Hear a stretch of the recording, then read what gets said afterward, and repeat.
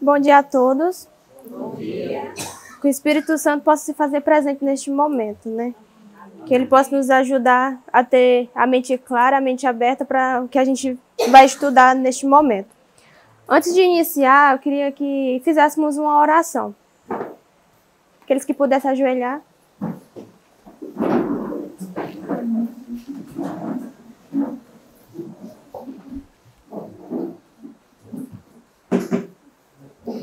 Oremos.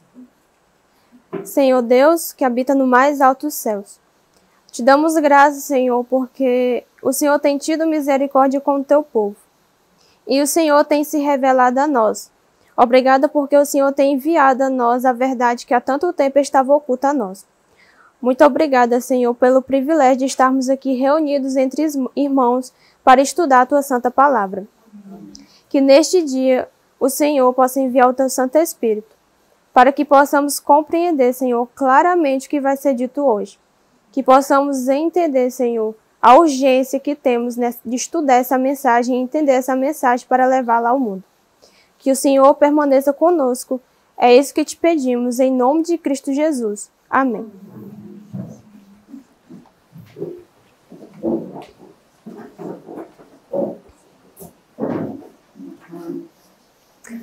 Bom,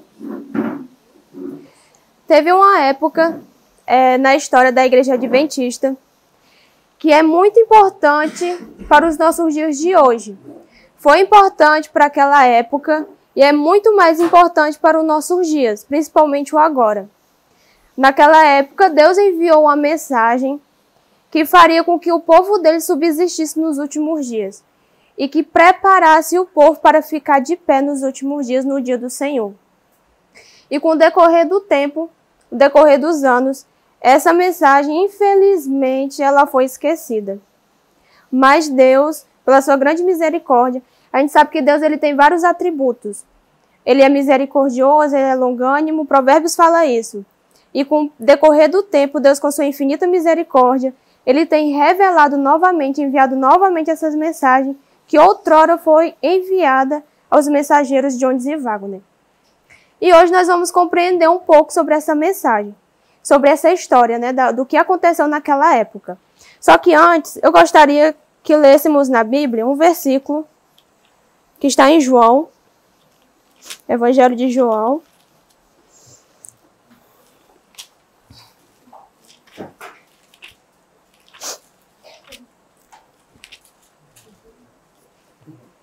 João 8:32. É um verso bastante conhecido e que talvez muitos aqui já sabem de memória, né? João 8:32 diz assim: E conhecereis a verdade, e a verdade vos libertará. Esse verso, muitas vezes, por ser lido demais nas igrejas, nos estudos, às vezes passa despercebido o real sentido do verso. Só que esse verso, quando a gente aprende que a palavra de Deus, ela é uma promessa, então a gente começa a compreender também que esse verso de João 8:32, ele é uma promessa para a nossa vida. Uma promessa que, independente de qualquer coisa, se nós tivermos um coração aberto, um coração contrito e entregue ao Senhor, nós vamos conhecer a verdade. Não importa se uma pessoa vem e tente ensinar heresia para nós. Por conta desse verso, dessa promessa, nós podemos confiar de que Deus ele vai nos ensinar a verdade. E é isso que nós queremos neste dia de hoje, não é verdade? Conhecer a verdade de Deus. Porque às vezes nós podemos, muitas das vezes, tem pessoas que têm 10, 20, 30 anos de igreja adventista, mas não conhecem a verdade. Eu digo isso porque são pessoas que não conhecem e não entendem e muitas das vezes ainda rejeitam a mensagem de 1888.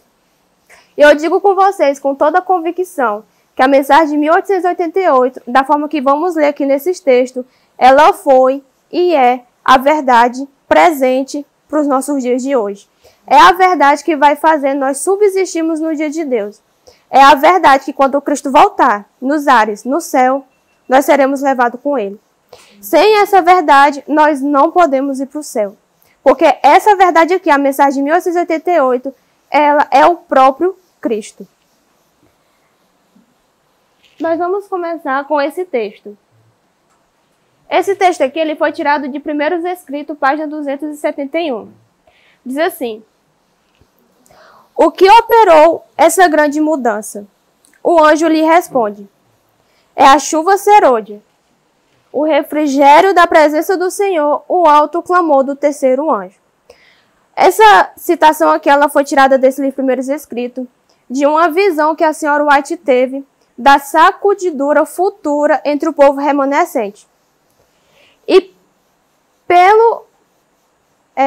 de acordo com a história, essa talvez foi a primeira vez que a senhora White ela citou o termo alto clamor.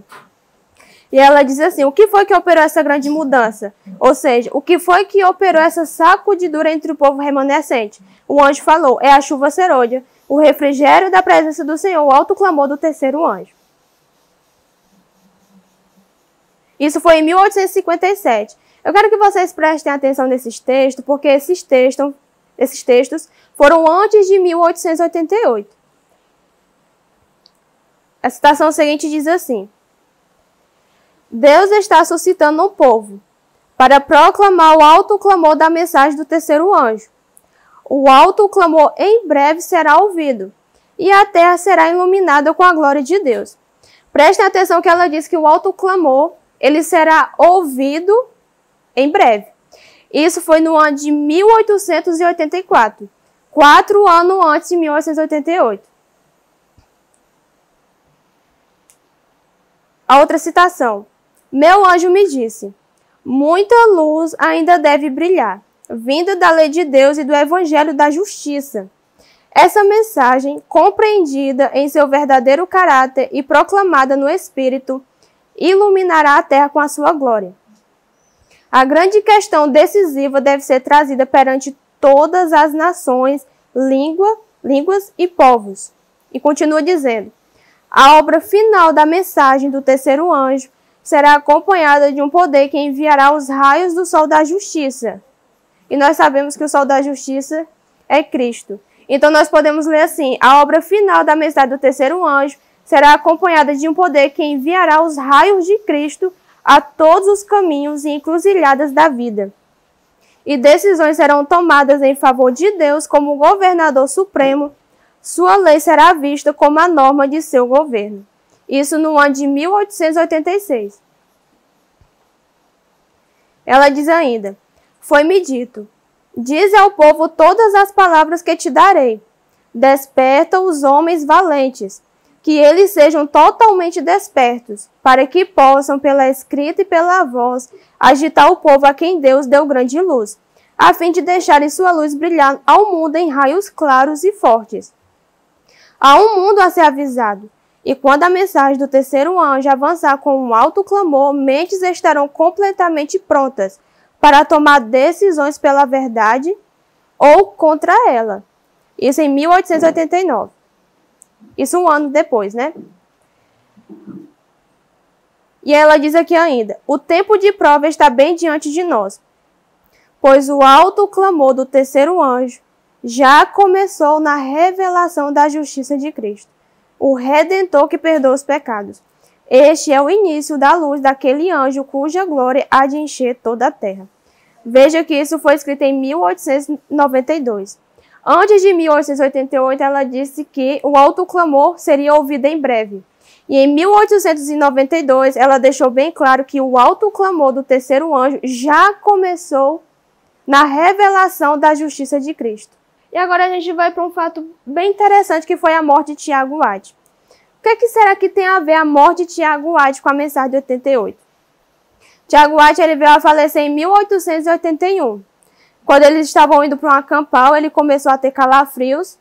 E a senhora White ela percebeu, né, que ele estava ficando doente.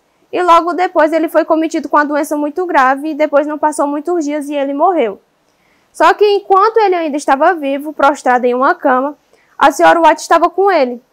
E ela segurando a mão dele, ela estava bastante preocupada de como que a obra iria continuar ainda. Como que a obra iria avançar, porque a gente sabe que Tiago White ele teve um papel bastante importante na nossa igreja, para a proclamação do Evangelho. Então ela estava preocupada com isso.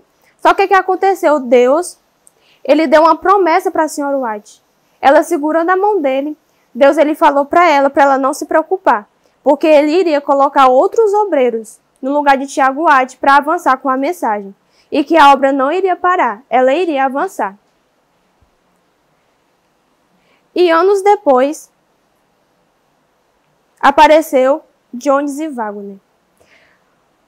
Então, depois da promessa da senhora White, a senhora White ainda ficou esperando essa promessa se cumprir.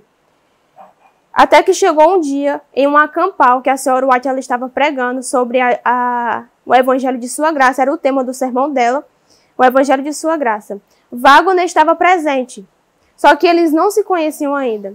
Waggoner tinha por volta de 27 anos na época, quando ele estava assistindo essa campal em que a senhora White estava pregando. Então, Waggoner, assistindo a pregação dela em uma tenda, ele começou de repente a ver uma luz dentro da tenda. E ali ele teve a primeira experiência dele em relação à mensagem. O relato diz que ele viu Cristo crucificado na frente dele. E foi ali que ele tomou a decisão na vida dele de, em toda a Bíblia, mostrar Cristo através da Bíblia para todas as pessoas. E logo depois, ele se encontrou com a T. Jones. Não vou aprofundar muito na história dos dois, de como que eles se conheceram, como foi a relação deles com a senhora White no começo, para não limitar muito a mensagem. Mas logo depois eles se encontraram e os dois começaram a proclamar a mensagem de 88 que Deus deu a eles. E a gente sabe, o porquê que a gente sabe que Deus deu essa mensagem a Jones e Waggoner? Pelos endossos da senhora White. Ela mesma endossou a mensagem que Deus deu a eles. Então, na quarta-feira, 17 de outubro, às 9h30 da manhã, começou a acontecer a conferência da Associação Geral de 1888. Um fato interessante é que dias antes dessa conferência, a senhora White ela tem uma citação que ela fala assim que ela temia pelo que poderia acontecer nessa conferência. Porque tempos antes Deus já estava revelando a ela coisas que poderiam acontecer. E aqui começa algumas citações da senhora White falando sobre a mensagem. A primeira delas, que é bastante conhecida entre aqueles que conhecem nessa história, diz assim: o Senhor, em sua grande misericórdia, enviou uma mensagem muito preciosa a seu povo pelo irmão Waggoner Jones. Esta mensagem devia trazer de forma mais proeminente perante o mundo o Salvador crucificado, o sacrifício pelos pecados do mundo inteiro. E ela continua dizendo: apresentava a justificação pela fé no fiador e convidava as pessoas a receber a justiça de Cristo, que se manifesta na obediência a todos os mandamentos de Deus. Olha só que interessante que ela diz: muitos tinham perdido Jesus de vista. Precisavam ter seus olhos voltados à sua pessoa divina, seus méritos e seu imutável amor pela família humana. Todo o poder lhe é concedido para que possa dispensar ricos dons aos homens, transmitindo o inestimável dom de sua própria justiça ao agente humano indefeso. Esta é a mensagem que Deus ordenou que fosse dada ao mundo. Uma coisa muito interessante que ela fala aqui é que Deus enviou essa mensagem justamente porque naquela época as pessoas tinham perdido Cristo de vista. Eles perderam Jesus de vista. E hoje, como a história sempre se repete, não acontece diferente. O que tem acontecido no nosso meio hoje é que temos perdido Cristo de vista. E o que acontece quando a gente perde Cristo de vista? A gente, mesmo estando na igreja adventista, a gente começa a apresentar somente doutrina. Doutrina desprovida da essência de Cristo. E as pessoas naquela época eram pessoas totalmente conservadoras. E mesmo assim ela diz que eles tinham perdido Jesus de vista. Totalmente conservadoras em que sentido? Pessoas que eram estritamente obedientes ao que era dito, a mensagem de saúde, a mensagem de vestimenta, a mensagem da vida no campo. Mas o que a senhora White diz? Eles tinham perdido o Cristo de vista. Então isso nos remete que mesmo a gente fazendo todas essas coisas, se tudo isso estiver desprovido de Cristo, não adianta de nada. Então essas pessoas que eram antigas na igreja, como por exemplo, o que era presidente na época, o presidente Butler, era um dos que eram antigos na época. E ela mesmo assim ela diz que eles estavam desprovidos de Cristo. Tinham perdido o Cristo de vista. É a mensagem do terceiro anjo que deve ser proclamada com uma alta voz. e acompanhada do derramamento de seu Espírito em grande medida. Se nos colocarmos em uma posição que não nos permitirá reconhecer a luz que Deus enviou ou suas mensagens para nós, estaremos então em perigo de pecar contra o Espírito Santo e ainda nos volver e tentar encontrar alguma minúcia feita onde pendurar algumas de nossas dúvidas e questionamentos. A questão é: será que Deus enviou a verdade?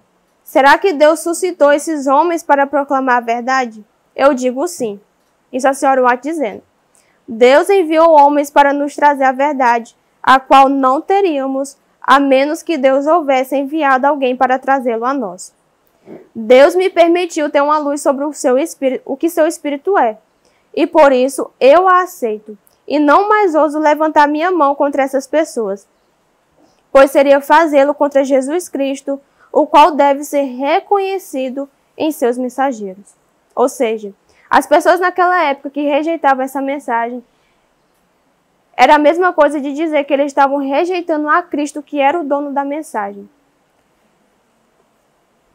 Em 7 de fevereiro de 1890, comentário da Escola Bíblica, ela diz: creio sem dúvida alguma que Deus tem dado preciosa verdade no momento certo ao irmão Jones e ao irmão Wagner. O pastor Jones veio de Boston e trabalhou fervorosamente pelo povo, falando 2 e até 3 vezes por dia. O rebanho de Deus foi alimentado com alimento nutritivo à alma. A mensagem exata que o Senhor tem enviado para as pessoas deste tempo foi apresentada nos discursos.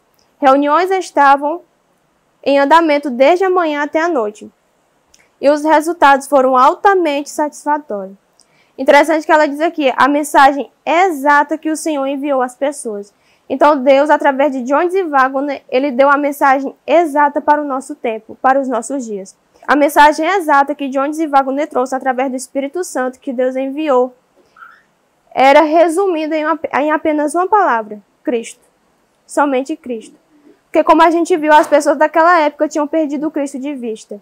Então ele deu a mensagem exata, ou seja, Cristo. A mensagem da justificação pela fé. E a mensagem da justificação pela fé é Cristo. A mensagem que tem que ser pregada às pessoas é Cristo. A mensagem que tem que ser pregada às pessoas não é reforma, é a pessoa de Cristo. Porque se nós temos o entendimento de que só Cristo pode fazer as obras em nós, então a mensagem que tem que ser pregada para as pessoas é Cristo.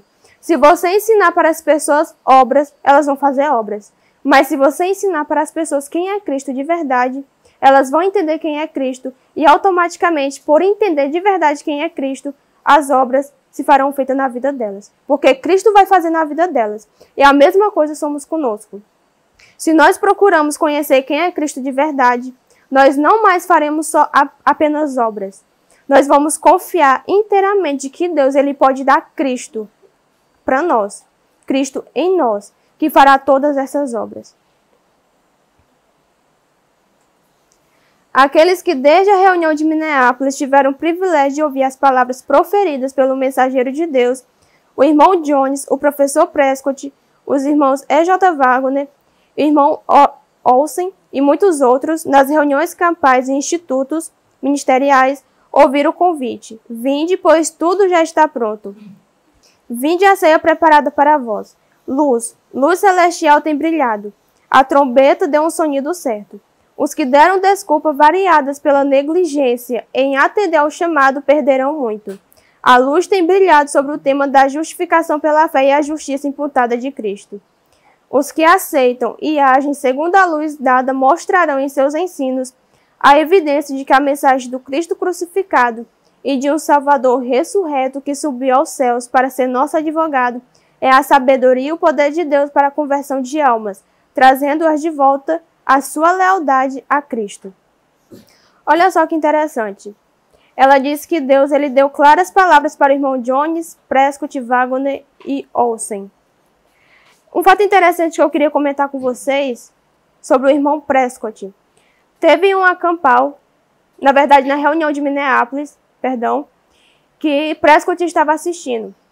E Prescott, para quem não sabe antes, ele era opositor à mensagem. E olha como que Deus trabalhou na vida dele. Deus ele foi revelando para ele que a mensagem era verdadeira. Só que quando estava lá na reunião da conferência, teve um momento que Prescott ele saiu. Ele não aguentou assistir a reunião. Porque o que estava acontecendo na reunião da conferência geral? Muitas pessoas ouviam Jones e Waggoner pregar e ficavam fazendo chacotas. Muitas pessoas ficavam chamando eles de calouros, de frangote. Esses eram os apelidos que eles colocavam em Jones e Waggoner. Por que eles faziam isso? Principalmente as pessoas que tinham mais idade, porque Jones e Waggoner eram jovens. Waggoner tinha apenas 27 anos e Jones tinha 22 anos quando Deus chamou eles para pregar a mensagem. E muitos daquela época tinham preconceito com Jones e Waggoner também por conta disso. Porque eles jovens, eles estavam levando a mensagem, sendo que pessoas que há mais de 40 anos que estavam na igreja, eles pensavam assim, como assim, eu com 40 anos de igreja, eu vou ouvir um jovem de 27 anos e outro de 22 anos dizendo que é a verdade dada por Deus. Então eles tinham preconceito. E interessante que nesse fato que ocorreu que Prescott saiu, a senhora White também ela queria sair, ela não queria mais assistir a reunião. Só que Deus falou para ela assim, você tem que ficar. Porque eu tenho uma obra a fazer através de você também nessa reunião.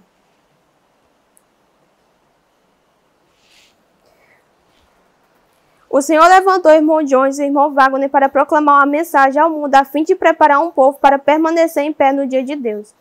O mundo padece com as necessidades de livre luz adicional sobre as Escrituras. Proclamação adicional dos princípios de pureza, humildade, fé e da justiça de Cristo. Este é o poder de Deus para a salvação de todo aquele que crê.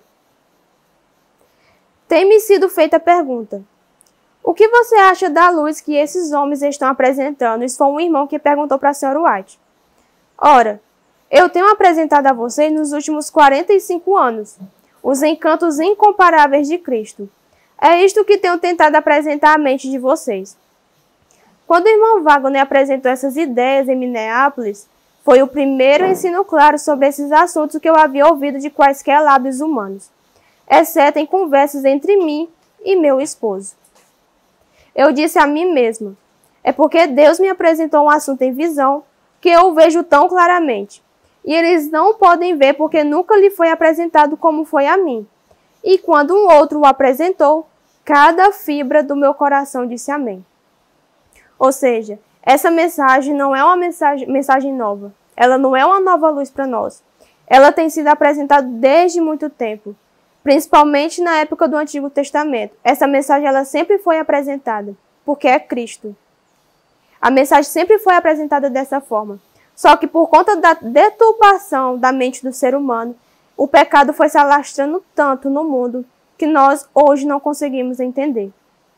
E a senhora White, nessa época, ela falou, há 45 anos eu tenho tentado apresentar a vocês os encantos incomparáveis de Cristo, a mensagem de Cristo, e vocês não entenderam.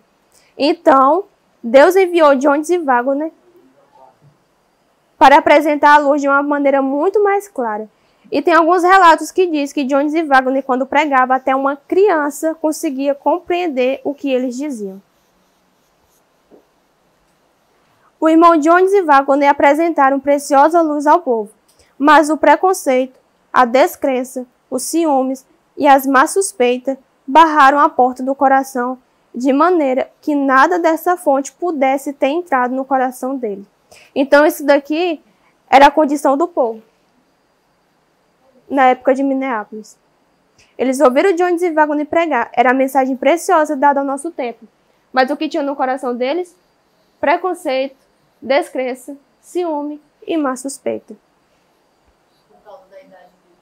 Também por conta da idade deles. Em outra citação, ela diz assim: hoje você deve entregar-se a Deus a fim de ser esvaziado do eu, da inveja, do ciúme e das más suspeitas, da contenda e de tudo o que cause desonra a Deus.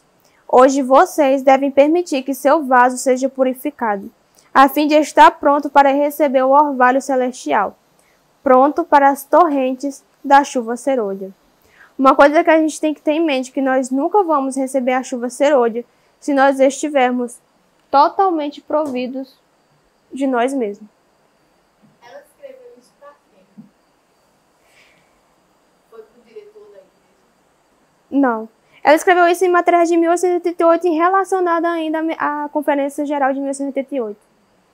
Por conta que, como a gente viu, muitos que estavam nas reuniões tinham preconceito, descrença, ciúme e má suspeita. Então ela escreveu: hoje você deve entregar-se a Deus a fim de ser esvaziado do eu, da inveja, do ciúme e das más suspeitas. Ela via tudo o que estava acontecendo. E mais, quando ela saía das reuniões, Deus ainda revelava a ela que muitos dos que estavam lá assistindo às reuniões saíam para suas casas, se reuniam e iam fazer chacotas de Jones e Wagner, fora da reunião de Minneapolis. Outra citação de materiais de 1888, ela diz assim: a mensagem que nos foi dada por A.T. Jones e E.J. Wagner é a mensagem de Deus para a igreja de Laodiceia. E ai de todo aquele que professa crer na verdade, sem contudo refletir aos outros os raios enviados por Deus. Hoje nós entendemos que nós estamos nessa condição de Laodiceia. E qual é realmente a condição de Laodiceia? Todos nós... Autossuficiente. Exatamente. A condição de Laodiceia é que ela acha que sabe de tudo, que tem tudo, que está abastada de tudo. Mas Jesus diz, mal sabe ela que ela é pobre, miserável, cega e nu. Então essa mensagem vem de encontro diretamente conosco que estamos nessa condição de Laodiceia. Eu sabia como o Senhor considerava seu espírito e suas ações. Isso ela falando daqueles que estavam se opondo à obra de Jones e Wagner. E caso não tenham praticado tais coisas por ignorância, devido a ideias deturpadas, eles já tiveram toda a oportunidade de Deus, que Deus lhe poderia dar de saber que ele deu a esses homens, A.T. Jones e E.J. Wagner, uma obra a fazer e uma mensagem a proclamar, que é a verdade presente para este tempo. Eles sabiam que onde quer que esta mensagem chegue, seus frutos são bons. Eu queria ler uma citação que eu separei, quando ela fala sobre esse termo verdade presente. Materiais de 1888, página 135, ela diz assim: precisamos manter Jesus, nosso padrão, sempre diante de nós. Essa é e sempre será a verdade presente. Então até aqui a gente entende que a mensagem que Jones e Wagner trouxe era realmente a essência de Cristo.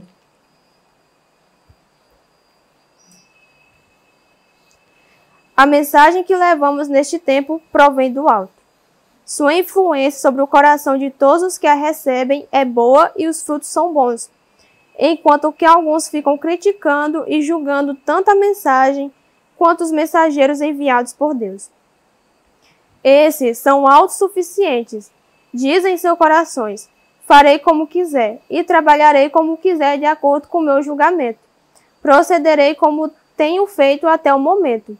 Falarei sobre as antigas verdades, mas não me envolverei em absoluto com o assunto que diante de nós foi agora colocado: justificação pela fé e a justiça de Cristo. Serei religioso. Isso daqui ela estava falando para os pastores daquela época, os líderes, religiosos. E o que é que estava acontecendo? O que é que eles diziam? Que eles preferiam falar sobre as verdades antigas. O que seriam essas verdades antigas naquela época?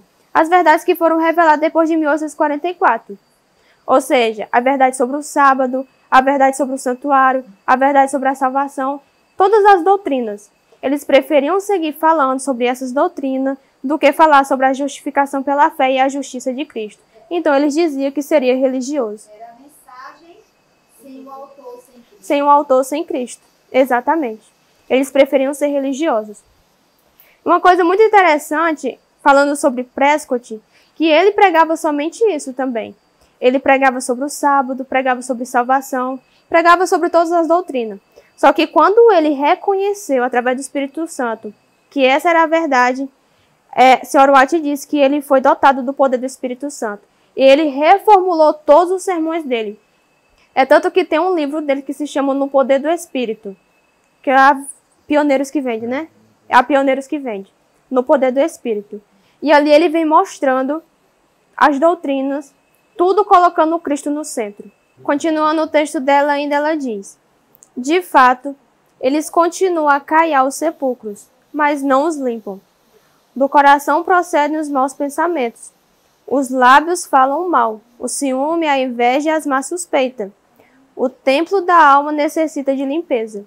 Os que não aceitarem a mensagem que o Senhor envia em breve começarão uma investida contra ela. Eles veem evidência suficiente para firmarem a mente na direção correta, mas são orgulhosos demais para se submeterem. Não estão dispostos a dizer que aquilo que haviam decidido está totalmente errado.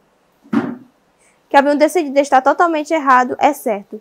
E assim a mente começa a buscar alguma desculpa, algum subterfúgio para evitar o assunto. Estão resolvidos a não obedecer a Deus, nesse apelo urgente para entregarem à vontade. Esses farão a montanha de algumas questões de pequena importância e buscarão incitar polêmicas sobre temas de só menos importância. Quanto mais tempo permanecerem nessa condição, mais confusos e perplexos ficarão. Questões serão levantadas contra os testemunhos, pois Satanás levará cada questionador e incrédulo a ir por esse terreno. A obra a ser feita é posta diante de cada um deles. Entregar-se a Deus e não permitir que a vontade própria continue a se arregimentar contra a vontade de Deus. Vigor e energia vital são introduzidos na igreja, e onde a mensagem é aceita, esperança, coragem e fé irradiam da face de todos os que abrem os olhos para ver, o entendimento para compreender e o coração para receber o grande tesouro da verdade. Quando Deus deu a mensagem para Jones e Wagner, como a gente entendeu que era Cristo, eles pregaram muitas coisas preciosas. E as pessoas que ali estavam ouvindo, essas pessoas começavam a entender a sua condição. E elas aceitavam de fato a mensagem. Teve pessoas que de fato aceitou. É tanto que no ano de 1892 houve muitos reavivamentos. Depois da mensagem houve muitos reavivamentos. E dentre esses reavivamentos houve também milagres, físicos também. Pessoas que estavam cegas voltaram a ver. Se vocês forem nos fatos históricos, vocês vão ver que muitos milagres aconteceram. Porque teve uma pregação que eles fizeram sobre fé. E hoje, infelizmente, o povo de Deus, que era para ser o povo de Deus, não entende muitas coisas que a Escritura quer falar, principalmente sobre o assunto de fé. Por isso que é o nome justificação pela fé. E Jones e Wagner, ele trouxe o significado da fé verdadeira. Isso foi o começo para que muitos reavivamentos pudessem acontecer.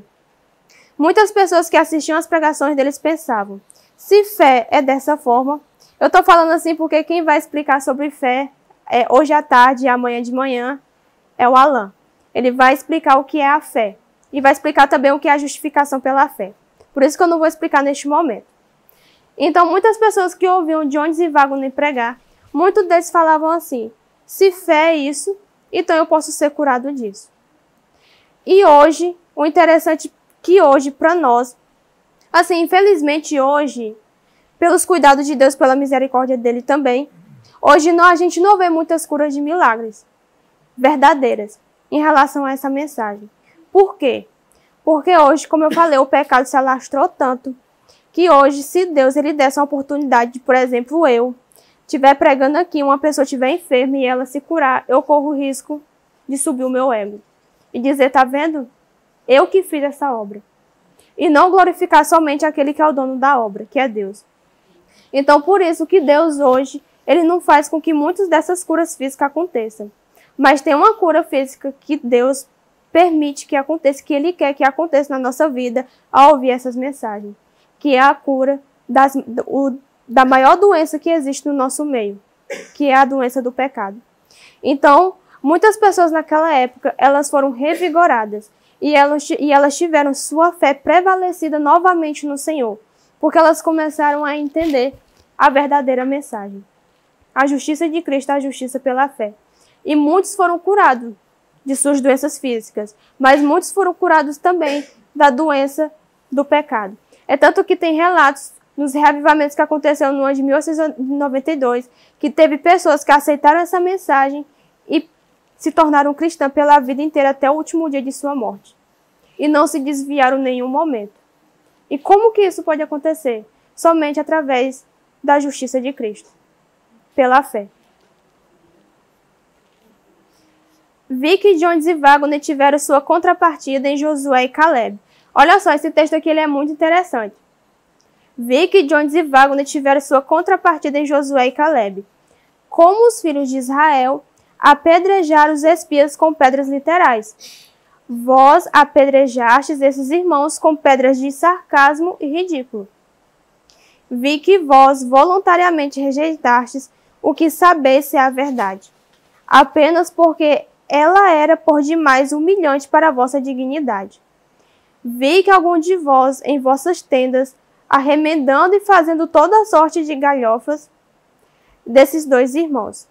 Vi também que se tivéssemos aceito a mensagem deles, teríamos estado no reino após 2 anos daquela data. Mas agora temos de retornar no deserto e ficar 40 anos.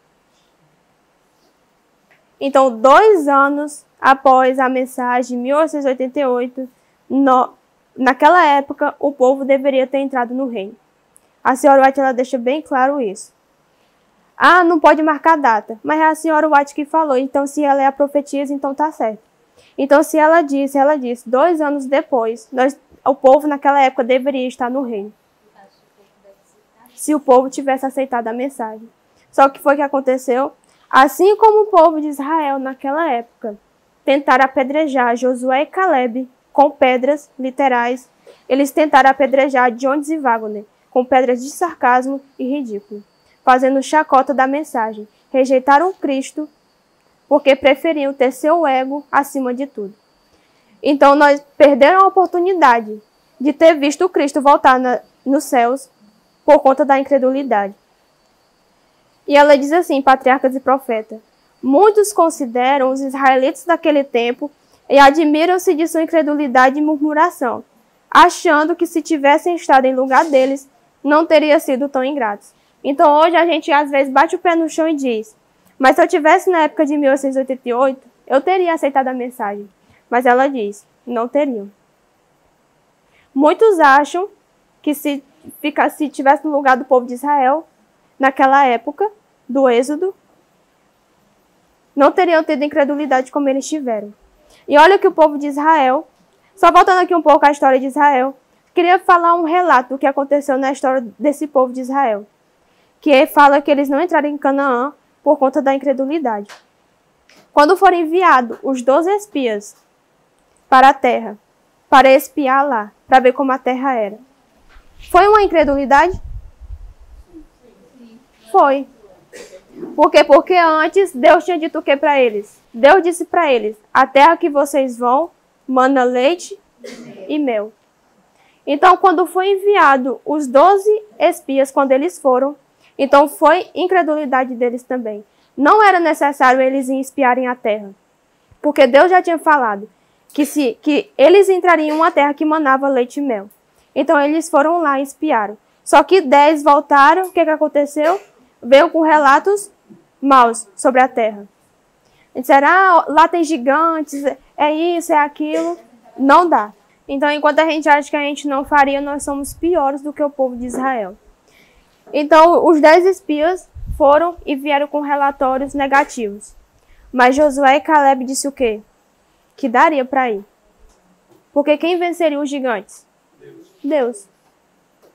E Deus já tinha prometido a eles. Se a terra manava leite e mel e Deus mandou eles ir para lá, então eles deveriam ter confiado em Deus. Então a mesma coisa aconteceu. Então quando eles também viram que Josué e Caleb trouxeram aqueles relatos, eles quiseram fazer o que com Josué e Caleb? Apedrejar. Então o mesmo aconteceu na época de 1888. Em uma das primeiras citações eu citei que Jones, Prescott e Wagner, eles disse uma frase muito importante. Eles dizem assim, isso fazia parte de todos os sermões deles. Eles diziam: vinde, pois tudo já está pronto. Então eles estavam dizendo para o povo que tudo já estava pronto. E Josué e Caleb também veio com um relatório positivo. Já está tudo pronto. Nós podemos ir para lá. Só que eles o que fizeram? Apedrejaram Jones e Wagner com pedra de sarcasmo e ridículo. E rejeitaram a mensagem.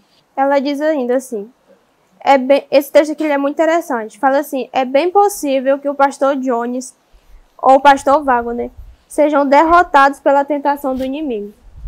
Se isso, porém, acontecer, não será prova de que a sua mensagem não era de Deus, nem de que a obra que fizeram foi um erro. Se isso acontecer, quantos tomarão essa posição e entrarão em engano fatal por não estarem sob o controle do Espírito de Deus? E o texto continua a dizer assim: sei que é exatamente essa atitude que muitos adotarão se esses homens caírem. E oro para que esses homens, sobre quem Deus colocou a responsabilidade de uma obra solene, deem a trombeta o sonido e honrem a Deus a cada passo. Que o caminho deles seja cada vez mais brilhante até o fim do tempo.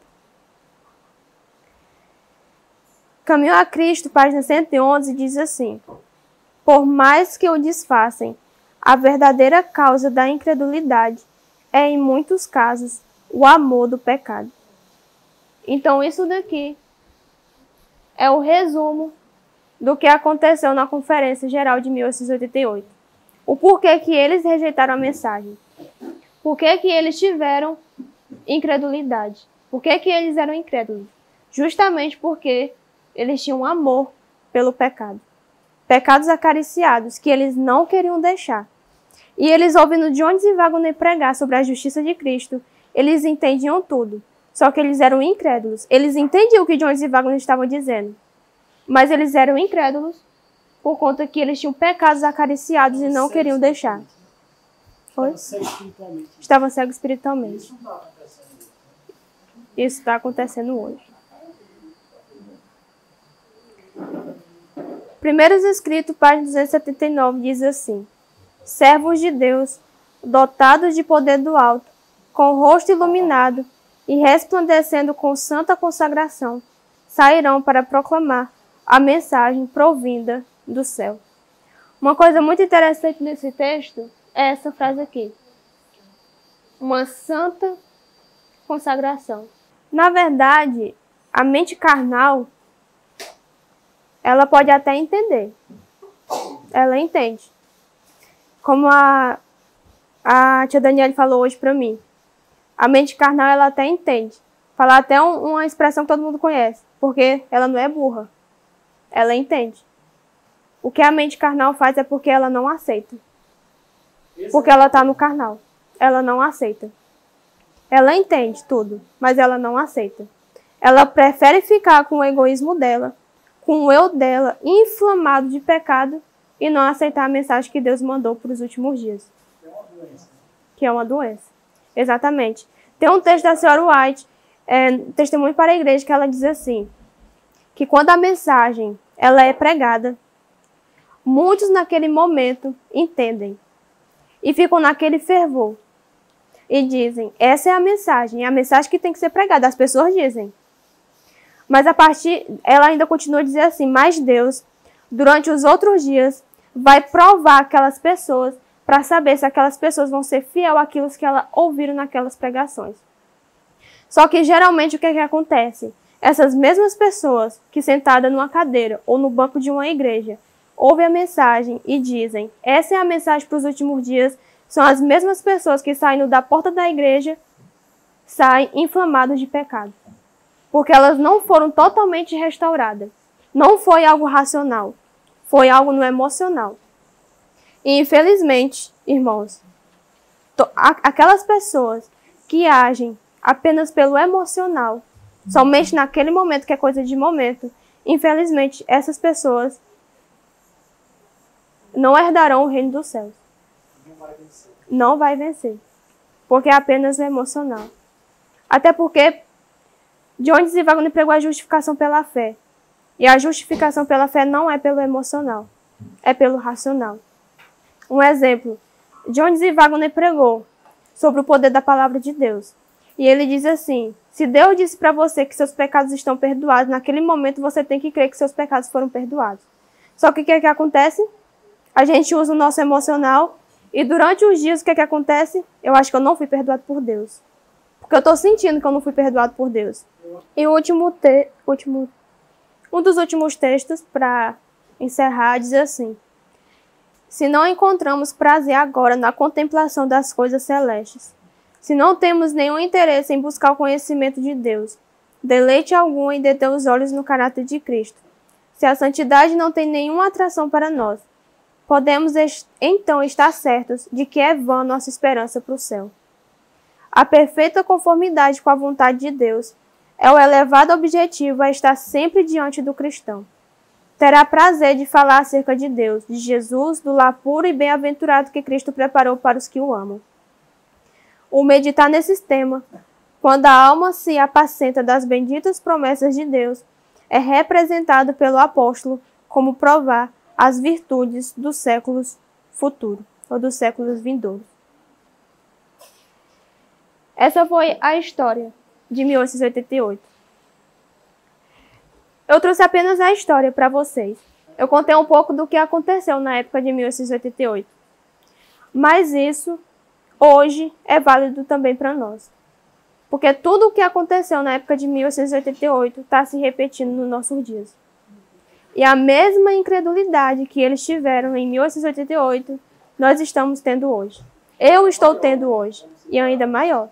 Então, assim, para finalizar, essa foi apenas a história, né, de Minneapolis. Desde ontem, né, quando o tio Emanuel começou a pregar, ele veio falando sobre a mensagem. E a mensagem que ele trouxe também foi a mensagem que Deus deu para Jones e Wagner. Então, hoje eu contei a história. No decorrer dos outros dias, né, o Alan e a Daniela vai contar um pouco para vocês sobre o que foi essa mensagem. E não ficar apenas na história. E naquela época, muitos rejeitaram a mensagem. Mas a gente pode ficar se perguntando, mas como que eu posso rejeitar a mensagem hoje? E uma das formas que a gente pode rejeitar a mensagem é isso dali. Aqueles livros que estão em cima daquela mesa. Quando nós recusamos estudar aqueles livros, é uma forma também de rejeitar a mensagem de 88. Porque ali está contido a mensagem pura e incontaminada da mensagem de 88. Então, que possamos seguir, né? Deus, ele deu essa luz para nós. Então, para que o erro daquela época não possa se repetir hoje, que possamos hoje, né, pela misericórdia de Deus, pela vida de Cristo, avançar em estatura, né, e na plenitude do Espírito Santo. E uma coisa muito interessante que foi dita aqui, que a senhora White falou 2 anos depois, se eles tivessem aceitado a mensagem, Jesus deveria ter voltado. Então, hoje, Jesus ainda não voltou por conta da nossa incredulidade. Porque nós dizemos, eu creio na mensagem, mas de acordo com o que eu vivo a minha vida, eu digo, eu não creio. A gente ouve, a gente lê, a gente estuda, morre de estudar. Muitas pessoas devoram esses livros, mas quando você vai ver a vida delas, por detrás da vida delas, você vê que a vida delas ainda é cheia de pecado. Mas por quê? Porque só é uma leitura superficial, exatamente como é da palavra de Deus, da Bíblia. Muitas pessoas estudam esse livro aqui. Muitas pessoas leem esse livro. É o livro mais estudado do mundo. Exatamente. Pessoas que já leu de capa a capa, várias vezes. E a vida dela foi transformada? Muitas dessas pessoas, a vida não foi transformada. E será que a minha hoje está sendo transformada com a leitura desse livro precioso? E ainda mais, com a misericórdia de Deus, nós temos livros que nos fazem entender o que a palavra de Deus diz. Espírito de Profecia, Livro da Luz de 88. E será que nós temos entendido? Ou será que nós estamos fazendo apenas uma leitura superficial? O que é que tem acontecido com o povo de Deus? Porque naquela época Jesus deveria ter voltado. E o que é que tem acontecido hoje entre nós que Jesus ainda não voltou? É exatamente aquele texto que a gente leu. Que a incredulidade é resumida em apenas pecados acariciados. O amor ao pecado. Então nós dizemos que amamos a palavra de Deus. Ou então igual aquele hino que a gente cantou mais cedo. Jesus, eu te amo mais que tudo. Mas será que realmente nós estamos amando a Jesus mais que tudo? Será que realmente nós estamos amando a palavra de Deus e a luz que Ele enviou? Porque se realmente nós estivermos amando e colocando tudo isso em primeiro lugar na nossa vida, Jesus, Ele faz parte da nossa vida. E quando você vê, é como um exemplo que eu quero dar. Pilatos. O que foi que Pilatos falou para Cristo quando Cristo foi ser crucificado? Eu não vejo erro nenhum nesse homem. Oi? Mas crucificou. Mas o que é que eu quero dizer com isso? Se nós temos que ter a vida de Cristo em nós, se Cristo tem que fazer parte da minha vida aqui em mim, então uma pessoa, quando olhar para nós, ela tem que dizer o mesmo que Pilatos disse para Cristo. Eu não acho erro nele nenhum. Mesmo convivendo ou então falando uma vez ou outra. Então, assim, Deus ele deu a mensagem. Então, cabe a nós hoje ficar de um dos lados. Do lado de Deus ou do outro lado, que é de Satanás. E que possa... Rejeitais o diabo e já fugirá de vós. Exatamente. Então é isso, que Deus possa ter misericórdia de nós, né?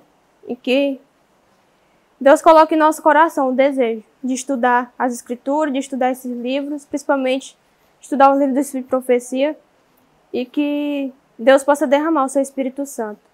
E lembrando também que o Espírito Santo nunca pode ser derramado enquanto eu ainda estiver acariciando o pecado.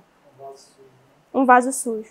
O Espírito Santo só habita em um vaso que é limpo, em um corpo que é limpo e purificado. Porque Deus é santo. Porque Deus é santo. Exatamente. A gente tem que entender hoje que nós não temos mais nenhum direito de viver nessa terra. Porque tudo já está pronto. Jesus ele já deixou tudo pronto. Até as vestes estão prontas. E ele mesmo coloca em nós. Tudo já está pronto.